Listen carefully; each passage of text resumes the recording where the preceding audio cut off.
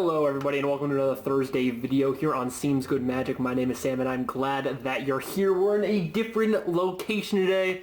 We're in kind of sunny Wrocław, Poland, as you can see out my window. We'll be back in Vienna tomorrow. I don't know why I said back in Vienna. Never been there before. Pretty excited about that. Still have to go get some euros today, so whatever those are. But anyways, I wanted to talk a little bit about Modern Masters. So if you haven't noticed yet from the things that are going on in this video right now, this isn't going to be highly edited, but this is going to be highly thought about. So I've been thinking about this, wrote down a bunch of notes that I wanted to cover. So two things about drafting Modern Masters that are really important. I think this video is going to be titled 2 Things About Modern Masters or something like that. So the first thing I want to let everyone know is that aggro is going to reign supreme, right? The Burning Tree Emissary Blitz decks are a thing with Burning Tree Emissary at common. You can get 3, 4, 7 of them in a draft if you're lucky. The second thing is that the white-green decks beat the Burning Tree Emissary decks, right?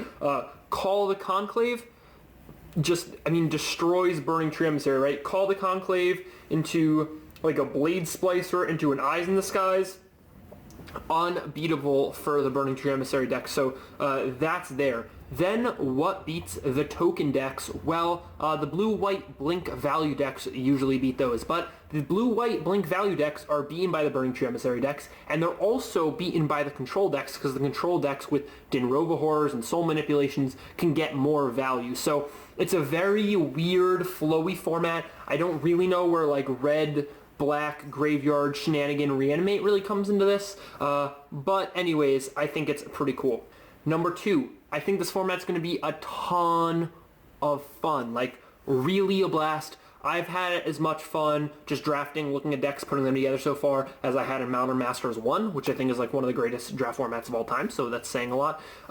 Also, there are some weird uncommon pitfall traps I've seen some people kind of falling into. The main one that I want to talk about is Unburial Rites. There's not a real home for that card, but that being said, it goes in a lot of decks, right? You can fit it in to like the junk mid-range decks, the blue-black control decks. You can fit it in to some of the like white-black token strategies. There are a lot of places for it to fit, but it's not really a build-around, so I don't know if it's a first pick. I don't even know if it's like a 5th pick. I think it's probably in that like end of the good picks range, like 7, 8, 9. But that being said, I do think it's a playable. It's just not a build around here. Now, the other thing that's really important is that there is plenty of mana fixing. We have Guild Gates, 10 Guild Gates, all color pairs. At common, we also have Signets at uncommon and Tri-Lands at uncommon and Fetches at rare, although those are a little, you know, more whatever, but we also have Evolving Wilds at common. So the aggro decks, you can play a Naya aggro deck, right? You can play Burning Tree Emissary and Sky Knight Legionnaire in the same aggro deck if you want, right? If you have 3 Guild Gates, a Tri-Land, and a Signet, and you're playing 17 lands, well, you know, you might get to play like 7, 7, 6, or however the math works. Like, you get to play enough sources of each color. So definitely don't shy away from 3 color cards. You know, 3 color bombs are bombs, so don't worry about that. Your 2 color bombs are bombs. You can play them. I mean, you can play your Evil Twin, right? You can play that card probably in your junk deck. You can just, you know, have a Dimir Guildgate, have an Evolving Wilds, have an Island, play your junk deck at your, you know, your white, green, black deck, and your Abzan deck, I should say, and you can also just like splash blue for Evil Twins. So there are a lot of ways you can go with that. So I just wanted to cover those 2 things. Aggro is going to rule the land,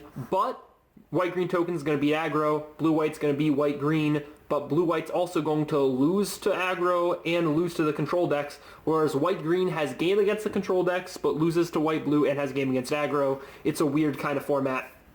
That being said, don't be afraid to dabble in control. This is a Modern Master set. That means all the cards are like more powerful than normal drafts. So while the aggro decks are going to be more powerful than normal, so are the control options. So you're going to have things that can get you out of games. You're going to have multiple bombs. You're going to have cheaper, easier to use removal spells. So keep all that in mind. And also, I really do think if you're just a beginner drafter, you have not seen this format yet, or you're not even a beginner drafter, you just haven't really dabbled in this format, keep your curve low. Plenty of 2-drops, plenty of 3-drops.